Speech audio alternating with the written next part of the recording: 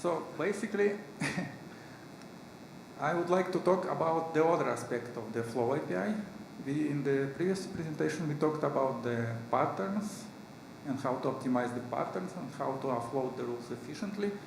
Now we are going to talk about the rule update and how to ensure that the packets never miss the desired path in the hardware and always gets whatever the user programmed there. So again, I'm going to start with the Flow API overview, but you're already familiar with that, but it's never been easy to grasp from the first time, maybe. So we're going to talk about the challenges on how to efficiently update the flow rules in the hardware.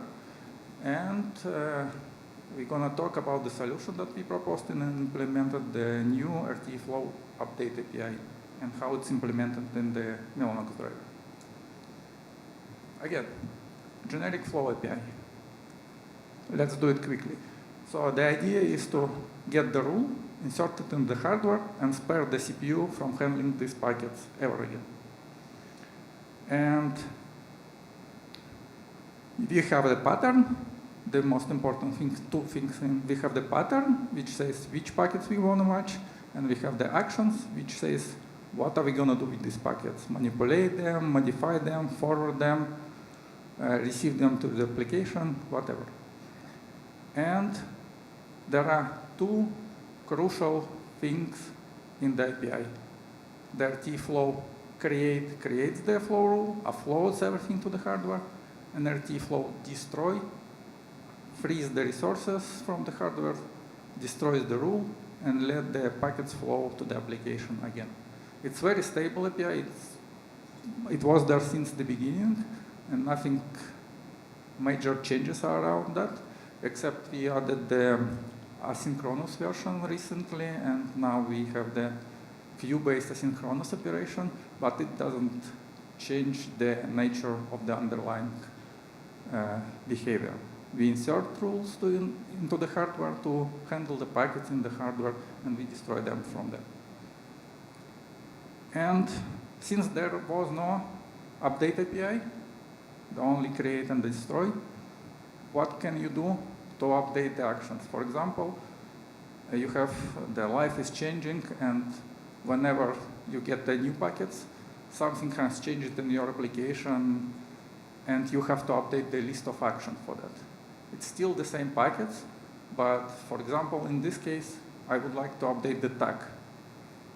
For example, user exceeded all the quota that was assigned to them, and we need to tag them differently just to charge them more or less.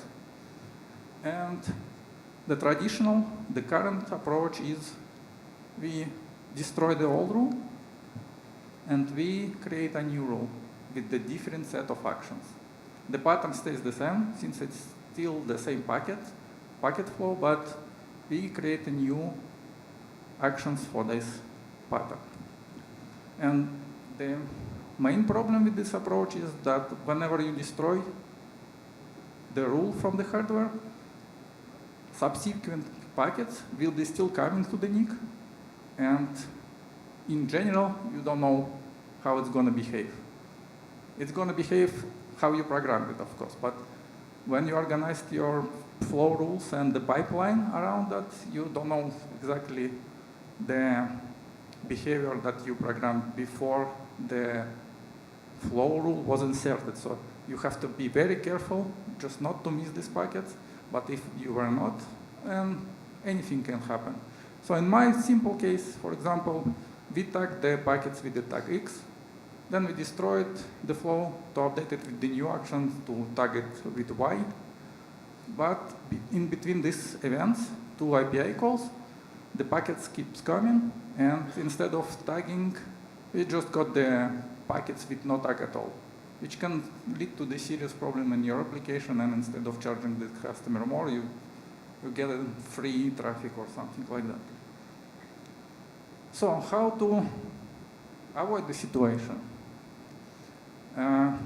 One approach is you can still use the same API, the old API, the create API and the destroy API. I mentioned that we have the different attributes to the flow rules in the hardware, and one of them is the priority. So if you can organize and play with the priorities carefully again, you can avoid the situation of the lost packets completely. For example, whenever you want to update the action list from tag X to tag Y, you first create the tag Y rule in the hardware. And then, in this scenario, I assigned it to the priority 1. So when you do that, there are two rules in the hardware. They are both active, but the packets will never see the priority 1 because the priority 0 is higher. The incoming packet will arrive at the tag X and will be processed at the tag X. Once you inserted the two rules, you have the two rules, you can safely destroy the priority 0 with the tag X in it. And the packet's flow keeps uninterrupted, and it will arrive at the priority 1, tag Y action. Everything is okay. But that requires some DPDK logic inside the application. The user has to manage the priorities carefully, and again, you have just one rule in this example, but if you have thousands or millions of the rules inserted in the hardware, it's hard to keep track of all the priorities because you will have the holes between the different rules and the different priorities. So we decided to spare the user from managing the priorities. And we implemented the RT flow update API. It also exists in the asynchronous version, so you can have the RT flow queue update operation as well for the asynchronous operations. But from user point of view, now the situation is very simple. You had the old tag X rule in the hardware, and traffic was coming to it, and everything was marked by X. Now you just invoke one API call, which is RT flow update, and you mark your packets with the new tag Y from now on. And RT flow update takes care about everything. So it replaces the old action list with the new action list for you. And how it's done. So how it's implemented in the Mellanox driver. So the idea is similar to the carefully handling the priorities, but without the priorities. What we do inside the PMD, we prepare the new action list beforehand. We allocate all the resources, I don't know, counters, aging timers, you name it. We create the action list, and we set it aside in the table. It has no priority, it has no pointer outside of the table, so packets cannot reach this rule yet because it's not referenced anywhere. And on the second step, what we do in the hardware, we do the atomic swap of the pointer that points to this particular rule. It happens atomically, so no single packet can escape these rules. It's either X before or Y after. That's it. And on the third step, what we do is we clean up all the resources that belonged to the previous action list. We destroy all the counters, we clean up all the resources, and we destroy it completely. So after step number 3, we only have, again, only one rule that points correctly to the exact pattern that belonged to the previous rule before. And that's it. Again, so we support it since 2307, and we encourage other PMDs to implement it. If there is no hardware support for the atomic swapping, as I mentioned in the PMD section, it still can be done by the managing the priorities for user and instead of user. Thank you.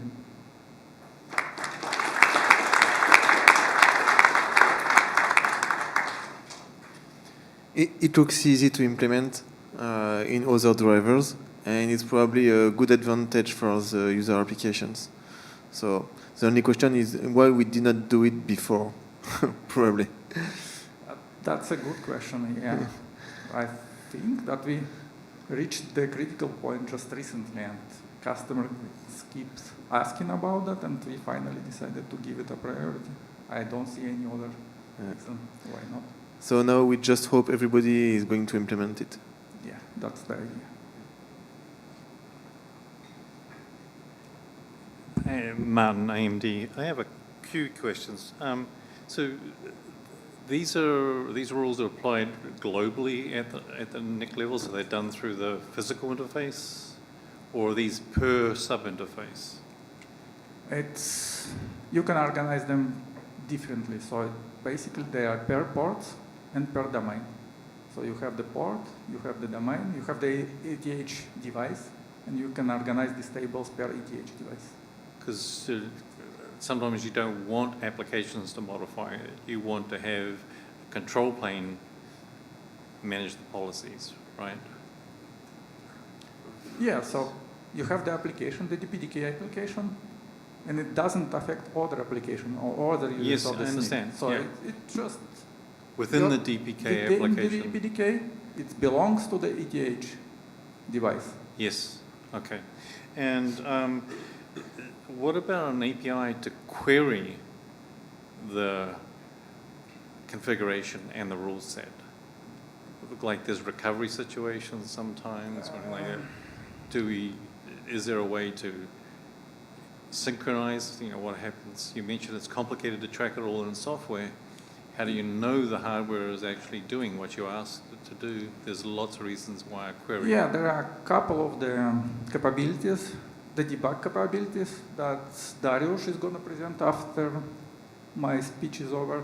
So he's going to talk about how to actually see what's inside the hardware, how to debug it, how to add the visibility to it. But in a short answer, yes, there are counters. You can debug the information about how many packets were passing through the hardware rules. And also there are, you can dump the internal state of the hardware, but I don't think it's going to be super useful for the end user. But anyway, yeah, I will let Dariusz talk about that in details. And so for clearing, it's done, you can do it globally, or is it per entry that you have to do the clearing?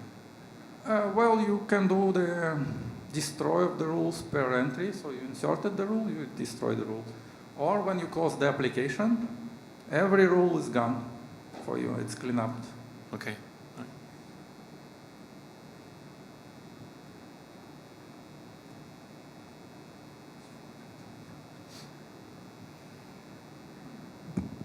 Sorry, if we can, there's actually a question on Zoom about your previous P-type talk, just come in now. Just on the question is, can we combine matching on P-type with matching on fields dependent on it in one rule? For example, match TCP with P-type and match on TCP port as well. Yes, that's absolutely possible, yeah. The P-type is just one of the action, or one of the item in the pattern list, so you can combine any items there easily, yeah.